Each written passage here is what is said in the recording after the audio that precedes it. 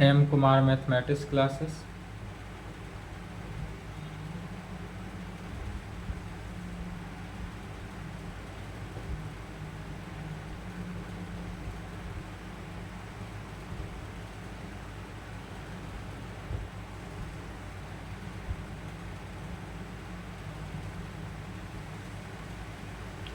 Lecture 23 हुआ differential equation.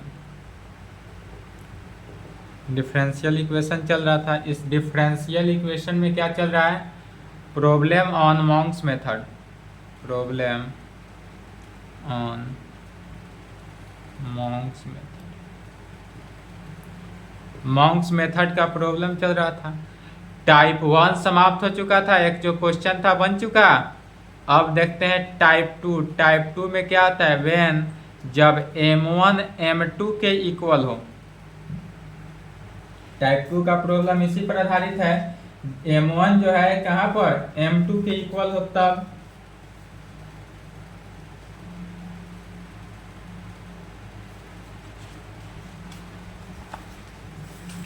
पहला question लिखना है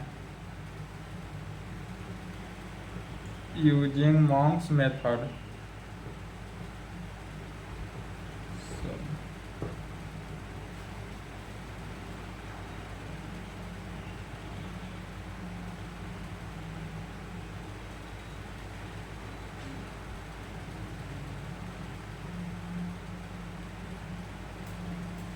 P square T is equal to 0, या नहीं तो इसी क्वेश्चन को इस टाइप से भी पूछा जाता है।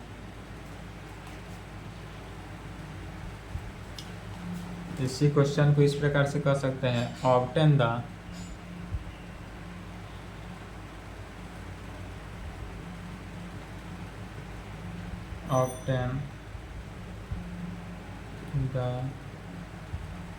Integral of Q square R minus twice P Q S plus R P square T is equal to 0 in the form. और यह किस फॉर्म में हुआ? y plus X function F Z is equal to F Z में, और यह B you 2007 और 9 में पूछा हुआ क्वेश्चन है। ज़्यादातर इस टाइप से क्वेश्चन जो है नहीं ही पूछता है, लेकिन फिर भी देख लेना है। न्यू भी प्रॉब्लम दे तो इस टाइप से सॉल्व कर। ठीक है, मॉन्क्स मेथड का यूज करके कहे इसको सॉल्व करना हो, या नहीं तो ऑब्टेन द इंटीग्रल ऑफ इतना कहे, इसका ही मतलब क्या हुआ? मॉन्क्स मेथड का ही यूज करना है और इसको भी सॉल्व करना है। तो कहेंगे सॉल्यूशन।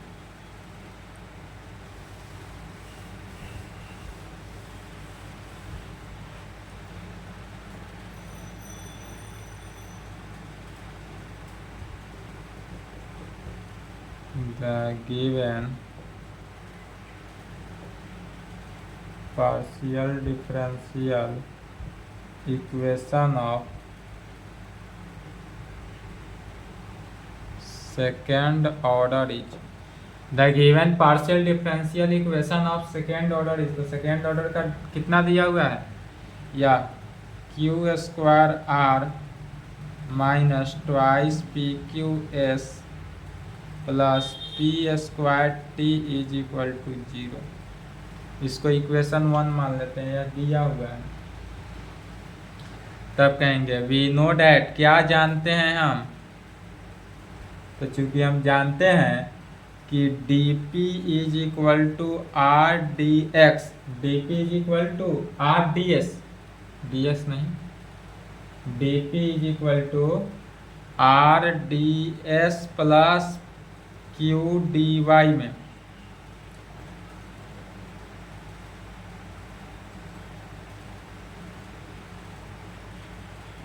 D X. ठीक ठीक, D P is equal to R D X plus Q D Y and D Q is equal to कितना जानते हैं?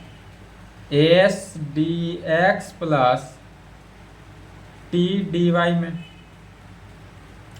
S D X plus T D Y में, यही जानते हैं। इससे किसका वैल्यू, आर का वैल्यू निकालते हैं और इससे टी का वैल्यू निकालते हैं।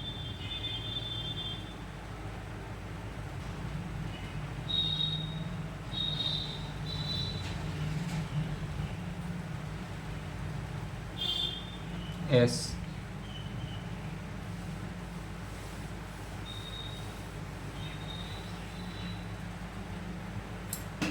आर इज इक्वल टू क्या हो जाता है, D P minus S D Y divided by D X and T is equal to D Q minus S D X divided by D Y में। अब इस वैल्यू को पुट करते हैं कहाँ पर, इन अबव इक्वेशन फर्स्ट में। We put this values of R and T in given equation first. अब इस वैल्यू को पुट कर देते हैं कहाँ पर, इक्वेशन 1 में। तो R का वैल्यू इतना और T का वैल्यू इतना, तो ध्यान देंगे क्या होगा। R का वैल्यू तो क्यू स्क्वायर इंटू आर का वैल्यू कितना है, तो D P minus S D Y divided by D X minus 2 P Q S plus P square T के जगह पर क्या हो गया, D Q minus S D X divided by D Y is equal to 0। Right hand side जो हुआ value वह क्या हो जाएगा, 0 में। अब क्या करते हैं, dx और dy से मल्टीप्लाई कर देते हैं, multiplying by dx dy in both side. dx और dy से मल्टीप्लाई जब करते हैं तो क्या रिजल्ट निकलेगा, Q square D Y into D X तो कैंसिल हो गया, D P minus S D Y minus twice P Q S D X D Y plus P square D X into D Q minus S D x is equal to 0। फिर left hand side के जितना भी term है सभी को multiply करते हैं।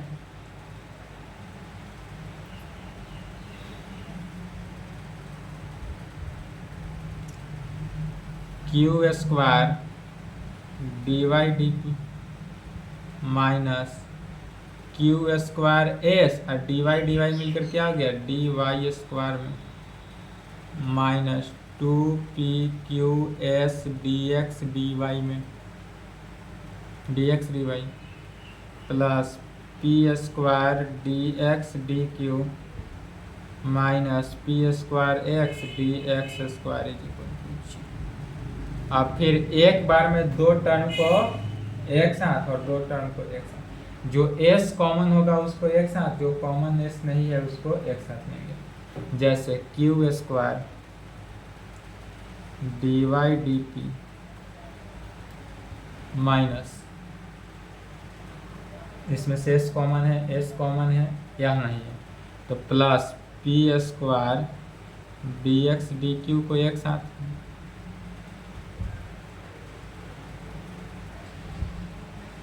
Plus अब टर्म से क्या कॉमन लेना है, s माइनस भी ले सकते हैं, माइनस है सभी में, तो माइनस यदि s ले ले तो क्या बचता है, s कॉमन आ गया तो Q square D Y square plus 2 P Q D X D Y और plus P square D X square is equal to 0।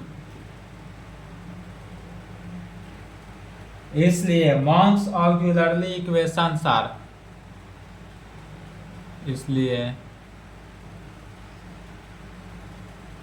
Monks auxiliary equation तो मॉन्क्स ऑक्सिलरी इक्वेशन क्या हो जाएगा?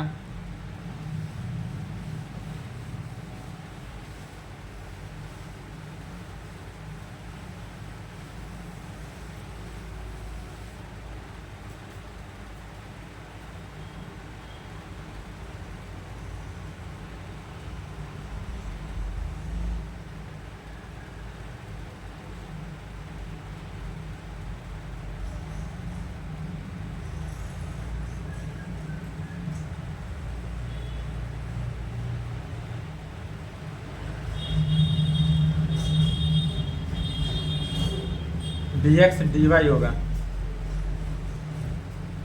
यहाँ पर dx dy है, dx dy plus P square D X square, इसको आगे की equation 2, 3।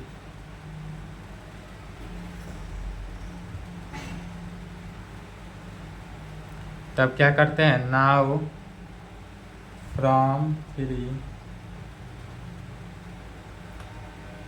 Can be written as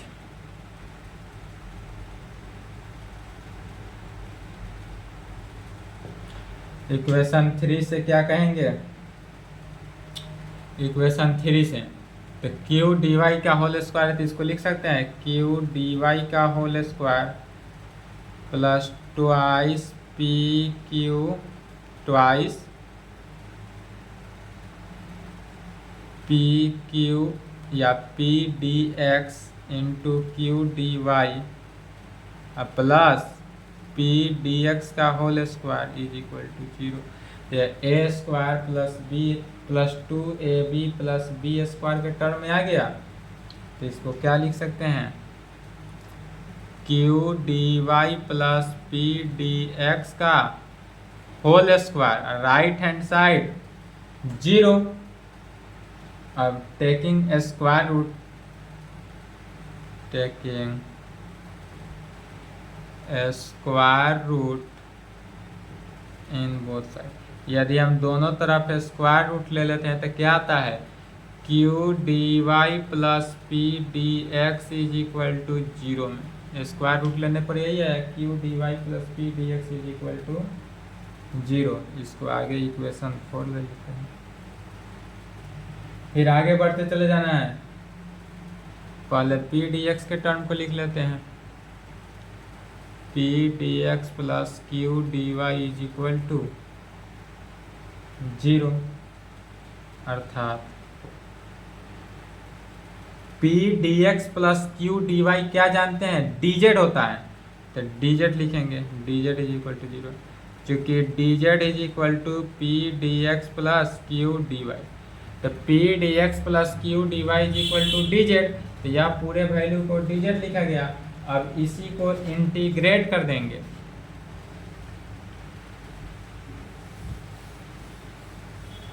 dz तो होगा, इसी को क्या करना है, इंटीग्रेट कर देना है, इंटीग्रेट। जब हम इसको इंटीग्रेट करेंगे तो क्या हो जाएगा, z is equal to c1 में, z is equal to c1 constant आया, तो इक्वेशन 5 मान लेते हैं। Again equation 2 can be written. अब इक्वेशन 2 को कैसे लिख सकते हैं, तो ध्यान देंगे, q into Q D Y लिख सकते हैं, तो q को बाहर इंटू क्यू डी वाई एक साथ है इंटू डी पी, तो q into Q D Y into D P में plus P square D X D Q, तो plus P square D X D Q is equal to किस में, 0। P square D X D Q is equal to 0। अब इस value को put करना है, यहाँ से क्यू डी वाई का वैल्यू जो है माइनस पी डी एक्स निकला, यह वैल्यू पुट कर देना है, we put the value of Q D Y is equal to minus P D X, कहाँ से, तो फ्रॉम 4 से लिया गया in above equation, above equation में, या जो एबव इक्वेशन है इस एबव इक्वेशन में पुट करेंगे किसका value, Q D Y is equal to minus P D X, जो इक्वेशन 4 से लिए, तो क्या रिजल्ट निकला, Q into Q D Y है तो क्यू डी वाई की जगह पर minus P D X into D P plus P square D X D Q is equal to 0 में। अब यहां से देखेंगे तो पी डी एक्स दोनों में कंटेन किया, तो पी डी एक्स जब दोनों में कंटेन कर रहा है तो पी डी एक्स से डिवाइड कर देते हैं, और चूंकि माइनस है तो माइनस से डिवाइड कर देंगे, dividing by minus P D x. जब डिवाइड किए तो क्या रिजल्ट निकला, पहले इक्वेशन 2, 3, 4 को लिख ले रहे हैं, आगे यूज होगा।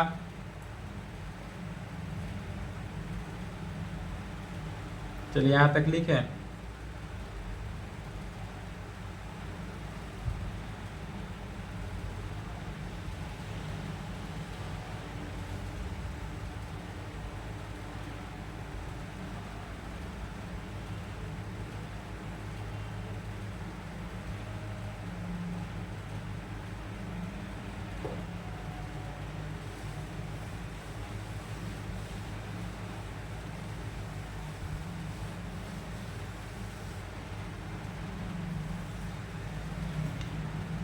हाँ तो अब आगे है डिवाइड, जब इसका किए माइनस पी डी एक्स से, जब माइनस पी डी एक्स से डिवाइड किए तो लेफ्ट हैंड साइड क्या बचता है, Q D P, left hand side क्या बचा, क्यू डी पी, अब माइनस चूंकि प्लस है तो माइनस हो जाएगा, अब पी डी एक्स गया तो माइनस पी डी क्यू में, minus P D Q is equal to 0, minus P D Q is equal to 0। अब फिर दोनों में देखना है, ऐसा टर्म या तो इंटीग्रेबल फंक्शन नहीं है, तो इंटीग्रेबल होने के लिए क्या करते हैं, डिवाइड करते हैं पुनः, डिवाइडिंग बाई पी क्यू। जब पी क्यू से डिवाइड किए तो क्या हो जाएगा, d p divided by p q तो कैंसिल हुआ, यहाँ पर minus d q by q is equal to 0। अब यह जो है इंटीग्रेबल फंक्शन बन गया, जब इंटीग्रेबल हो गया तो इसी को इंटीग्रेट कर देते हैं, इंटीग्रेटिंग। अब जब इसको इंटीग्रेट किया गया तो क्या है, नीचे वाला फंक्शन का डिफरेंशिएशन ऊपर, तो log p minus log q, right hand side log arbitrary constant कुछ भी मान सकते हैं, तो c1 चूंकि माना हुआ है यहाँ पर इसलिए c2 मान लिए, तो log p minus q is equal to इतना। फिर log के प्रॉपर्टी से log m minus n is equal to log m by n, तो log p by q is equal to log c2, log से log cancel हो गया, p by q किसके equal हो गया, c2 के इक्वल, तो p बाई क्यू c2 की इक्वल, इक्वेशन 6 मान लेते हैं। अब यहाँ से p बाई क्यू का वैल्यू निकल चुका है c2, इसलिए अब इक्वेशन 5 में भी निकला हुआ है z का वैल्यू, तो इक्वेशन 5 और इक्वेशन 6 को कंबाइन करते हैं, we combine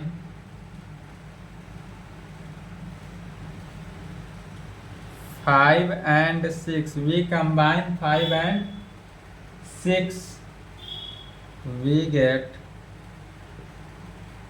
only one intermediate integral क्या हो जाएगा, तो p by q is equal to F z, function जो होगा वह जेड में,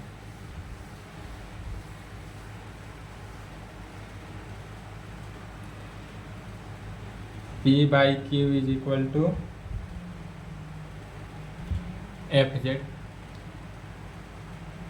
यहाँ से p का value p is equal to q f Z में, p is equal to q f z, इसी को इस प्रकार से लिख सकते हैं 1 into p minus q into function F Z is equal to किस में, 0 में लिख सकते हैं, अब यह जो फॉर्म आया p p plus q q is equal to r के फॉर्म में आया, कहेंगे which is in the form of, which is in the form of, और यह किस फॉर्म में आया, तो p p plus q q is equal to r के टर्म में आया, वेयर जहाँ कैपिटल पी कितना है 1 हुआ एंड क्यू का वैल्यू कितना हुआ माइनस एफ जेड हुआ, माइनस फंक्शन एफ जेड में हो जाएगा एंड आर का वैल्यू 0, और आर जो है वह कितना आ गया 0 की इक्वल आ गया, इसलिए इट्स लैग्रांजेज ऑक्जुलरली इक्वेशन इज, इसलिए क्या कहेंगे इट्स लैग्रांजेज ऑक्जुलरी इक्वेशन। तो लैग्रांजेज ऑक्जुलरली इक्वेशंस क्या हो गया, dx divided by p is equal to dy divided by q is equal to dz divided by r में, यही होता है Lagrange's auxiliary equation, dx by p dq by dy by q dz by r में। अब इसी को solve करते हैं, p का वैल्यू q का वैल्यू और z का r का वैल्यू रखेंगे और इसी को इंटीग्रेट करना है, तो यहाँ से क्या हो जाएगा dx बाई p का value 1, dx by 1 dy by minus f Z और dz बाई r का वैल्यू 0 हो, तो 0 रहा, इसको इक्वेशन 7। फिर कहेंगे we take its first 2 members, first and last ले लेते हैं, फर्स्ट एंड लास्ट 2, फर्स्ट और लास्ट ही क्यों लिए, क्योंकि फर्स्ट और लास्ट को इंटीग्रेट करना इजीली है। फर्स्ट में क्या हो गया था dx by 1 is equal to dz by 0 लिया गया, तो इसी को अब सॉल्व करेंगे तो क्या हो जाता है dz इज इक्वल टू 0 में, अब dz इज इक्वल टू 0 हुआ या dx इज इक्वल टू 0 होगा, यही होगा दोनों में से। dz इज इक्वल टू यदि 0 लेते हैं और इसको हम इंटीग्रेट करते हैं तो क्या होता है z is equal to c3, अब जो आर्बिट्ररी कांस्टेंट लिए वह z किस में c3 में, अब यह z is equal to c3 हो गया। अब फिर एक बार और लेना है, again we take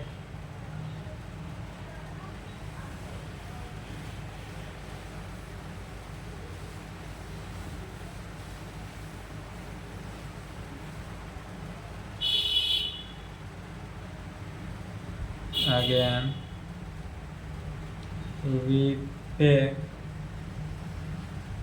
first 2, again we take first 2 members of equation 7, equation 7 के फर्स्ट 2 मेंबर्स को यदि हम ले ले तो फर्स्ट 2 मेंबर्स को दिए तो क्या आया, ध्यान देंगे dy is equal to minus f z d x हो जाएगा, dy is equal to minus f z d x हो गया, क्रॉस मल्टीप्लीकेशन कर दिए, अर्थात dy is equal to minus f और जेड का वैल्यू कितना निकला है c3, तो c3 into D x, z is equal to c3 निकला है, c3 को यहाँ पर पुट किया गया, अर्थात dy प्लस राइट से लेफ्ट में आया तो c3 into D x is equal to किस में 0 में, इंटीग्रेटिंग, अब इसी को हम क्या करते हैं इंटीग्रेट किए तो y प्लस फंक्शन है तो यह c3 हो जाएगा,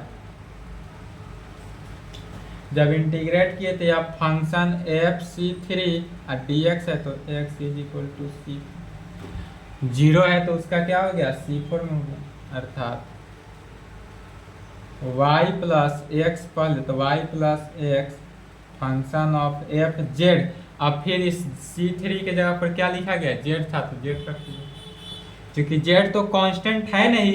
यही यदि जेड लेकर इंटीग्रेट करेंगे तो इंटीग्रेशन होगा नहीं, क्योंकि जेड कांस्टेंट नहीं है, यह वेरिएबल फंक्शन है। कांस्टेंट का ही इंटीग्रेशन होता है। तो y plus x f Z is equal to equation 9। अब इक्वेशन 8 और इक्वेशन 9 को कंपेयर करेंगे।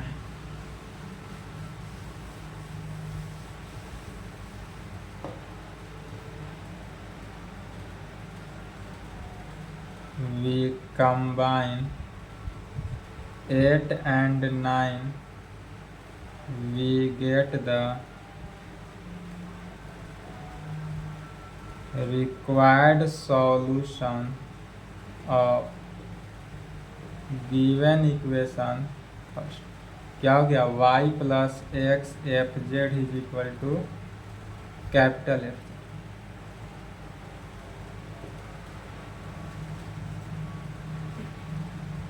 तो अब जितना भी रहे सभी इसी प्रकार सॉल्व हो जाएगा। मॉन्क्स मेथड का प्रॉब्लम यदि दे तो एग्जाम में इसी प्रकार से सॉल्व करके चले आना है, ठीक है।